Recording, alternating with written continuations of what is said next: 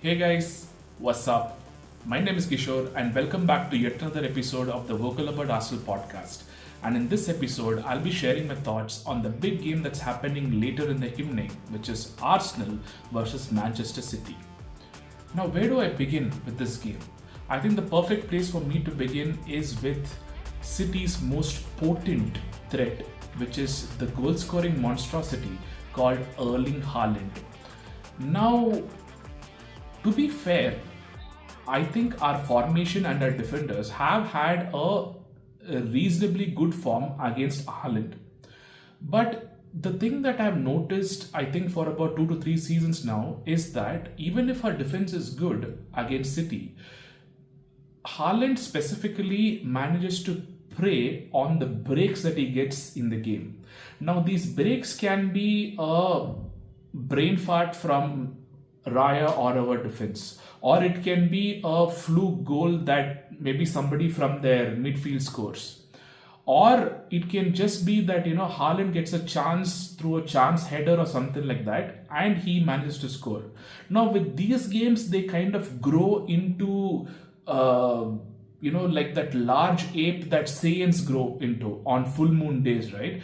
It is through these breaks that City managed to build themselves into that monstrosity.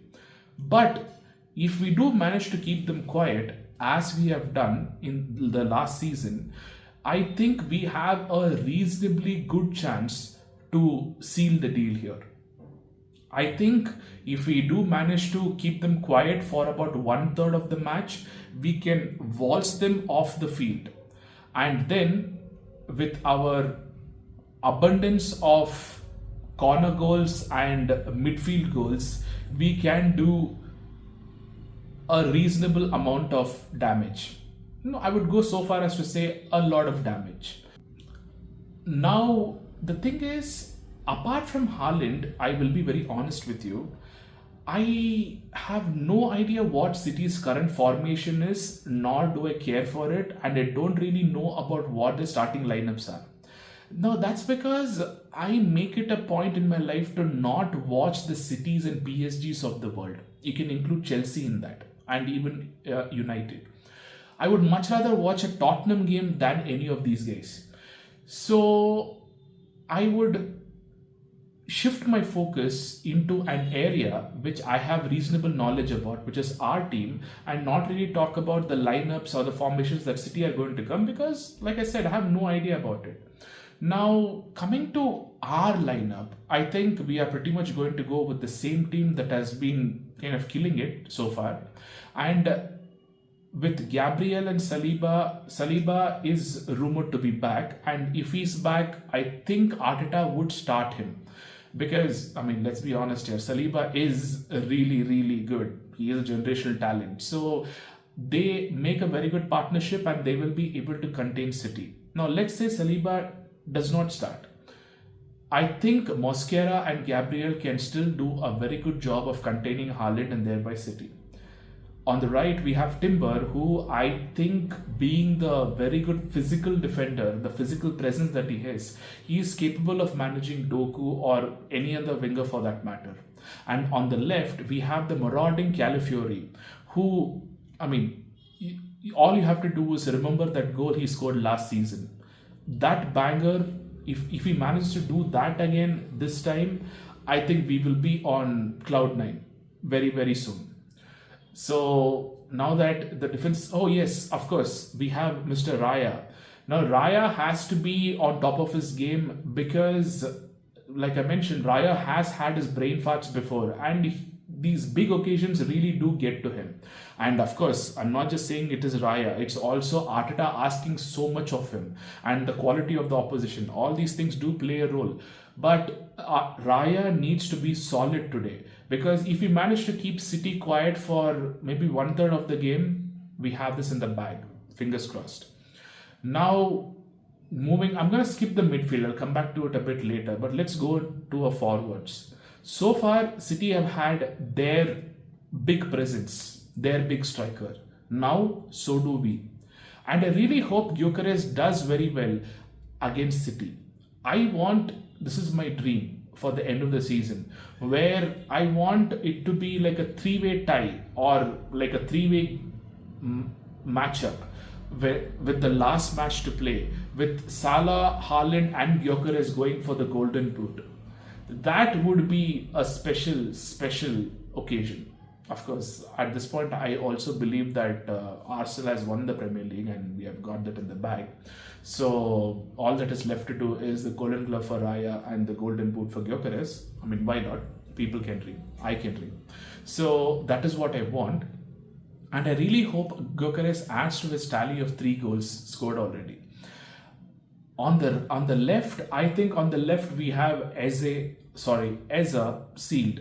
He is our wizard winger. He's our winger wizard. The moniker I gave him in the last episode. And on the right, that is again a mystery because Saka is rumored to be back in the team, but I don't know if Arteta is going to start him because he is coming off of an injury and City is a very, very tough opponent. But if Saka can play, I would think that Arteta would start him. But if you ask me, I would have Saka on as an impact sub to preserve him because he is coming back from injury and it would be very good for him to ease into the Premier League because we have a very long season ahead. And of course, Madueke has been going all guns blazing. He has been putting together near man of the match performances in the last 2 games. So why not? Madueke can start and definitely Saka can come on as an impact sub. And of course, Eze can give us 70 minutes. And as you would have witnessed in the midweek game, which I unfortunately could not cover because 1, it happens quite late for us in India. And 2, I actually did not know at what time it was starting. I kind of missed the first half and I caught up only on the second half, which of course was good because we did manage to score 2 goals in the second half. So that was good. But the thing to note over there was that both Trossard and Martinelli proved that they were quality impact subs. On the left, even if Eza can give us solid 70 minutes and maybe a couple of goals, Martinelli and Trossard can come on and they can contribute with the goals as well and also see out the game. So our forward line is stacked. Coming to the midfield, I think if Odegaard is back, I would say I would start him ahead of Marino. Mainly because even if Odegaard does slow down the game, he is vital for the control and the creativity that he manages to provide. Marino is a very good player. He does contribute with the goals, but he is more of a consolidator. And I think Odegaard is needed for this game. But if Odegaard is not there, I would still be happy going with Mikel Merino. And next to him, I think Zubi is fine. Zubimendi is killing it and he's going to continue killing it in this game. He's going to make it a point to prove to City as to how amazing of a player he is. Sorry, not proving, showing City what a good player he is. It is with Rice that I have a bit of a concern, largely because of the fatigue and the fact that he has been kind of at a 6 or a 7 this entire season. I really hope this is the game that Rice comes back to life. Now, with this team, with this starting lineup, I think, and also our impact subs off the bench, we do have a very good squad. And I think this is one of those rare occasions where Arsenal has an advantage over City. Knock on wood.